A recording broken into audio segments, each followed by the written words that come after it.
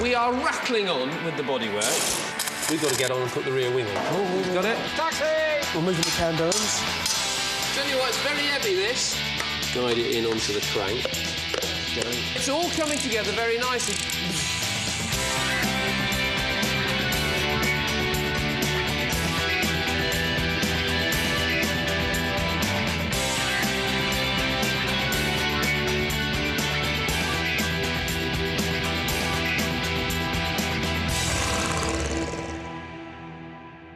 Where you gone, Pete? I'm here. Ah, he's with us, we can start. Hello, welcome to an MG is Born. As you can see, the body shell, the painted body shell, or should I say part painted body shell, is back with us. And the reason it's part painted is because we want to be able to put all the mechanical bits we can on it at this stage, turn it into a rolling chassis, and it'll then go back to the paint shop to finally have the wings put on, the doors put on, and all set up, bodywork finished painted before it comes back here for its final fit-out. It's looking amazing. But if you've only just joined the show and you haven't seen the last 5 programmes, here's a recap just to show you how bad this car was when we started just a few weeks ago. Thank you very much. Whoa, thank you. That is horrible. This wing's completely shot. He's going to have a grump on now. Some of the bodywork problems are really obvious. For instance, the front wings, the door skins and the rear wings. Each of the castle rails is completely shot through, particularly at the front here, so the whole of this needs replacing. We won't be using that again. So that all slots in there quite nicely. Happy with that? The body's back from the blasters. All this has got to be chopped out. So the one panel there is all clamped in place, and the next one is nearly ready. You can see the finished job is exactly the silver I wanted. Right, leave it there for now. Let's have a look.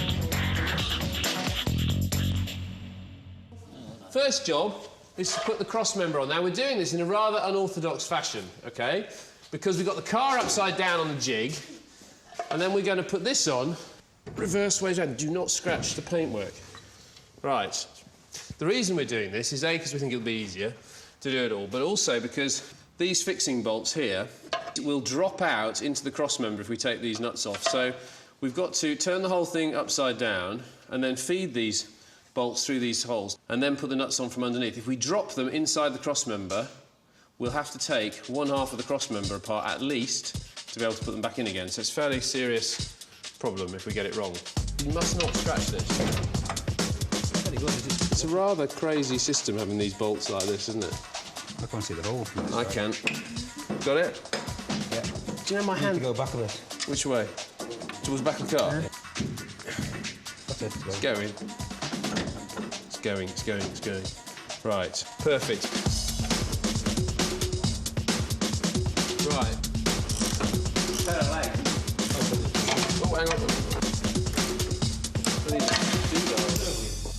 All the bushes on the suspension are now polythene bushes, new bushes, which I've changed, apart from the fact you can't get polythene bushes for the end of the anti-roll bar. So this is a metallastic bush, the kind of traditional bush that would have been on this car, which is basically a metal cylinder on the outside and another one on the inside, and sandwiched between them, all bonded together, is a piece of rubber. So one on each end here. They had to get pressed in with our press in the workshop over there.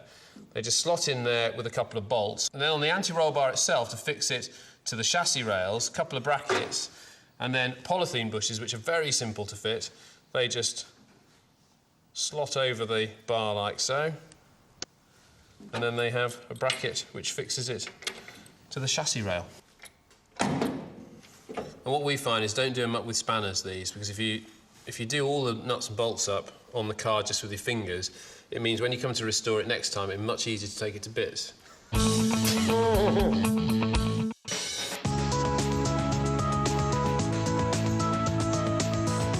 This is a 1953 MG TD2.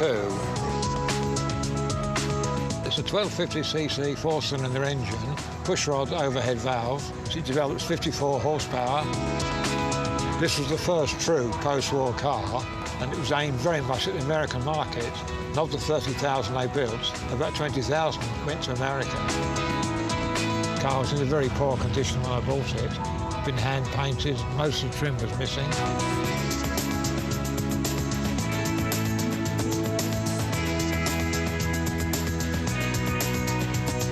25 years, it's been right round the clock, 100,000 miles, a certain amount of attachment to her. We did a major rebuild about 12 years ago, took everything off the car, right down to the chassis and built it all up. And here it is, still going. Well, I found MG's a practical, affordable car. There's so many of them about, there's very good spare service. You can get all the ready-use spares quite easily, and it's not unreasonable price, most stuff. Well, a day like today, I can't think of a finer way of travelling, really. Moving on to the rear end, this is obviously the rear axle. You've seen this completely rebuilt in previous programmes, but one thing I should say about this is it's designed to have the Ross-style wheels, the steel wheels on it.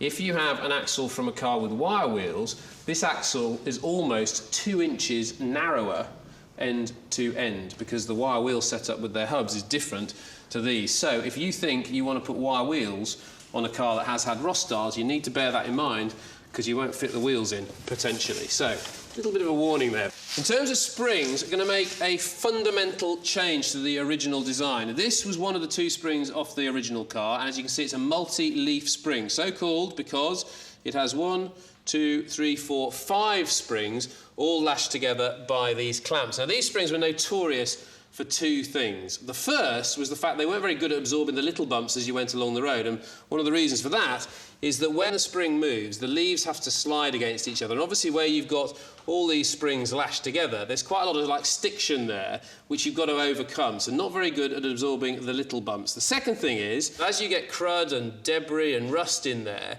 you get more and more stiction or friction between them, so that when it tries to flex, you've got kind of like an earthquake fault line that it puts all the pressure on, and then suddenly it will go, so it doesn't give you a very smooth ride. So a new system is what we're putting on the car, and they're called parabolic springs, and this is one of them. This first thing is there's only 2 leaves, 1, 2, but then look at the leaves themselves. As you go from the centre point here, there's a parabolic taper rolled into the spring itself, which gives it a much more linear progression as the spring is flexed in terms of its spring rate.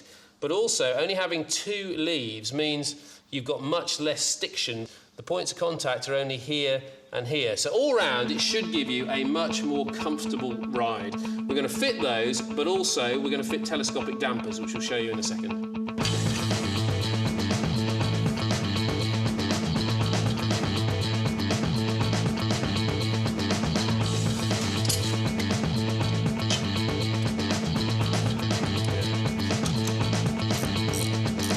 Next job is then to get this into the body shell. So, a pair of gloves on so it doesn't cut into our hands. Les and I are doing the lifting, and then Pete, mate, and Nick are in charge of the bush bolts.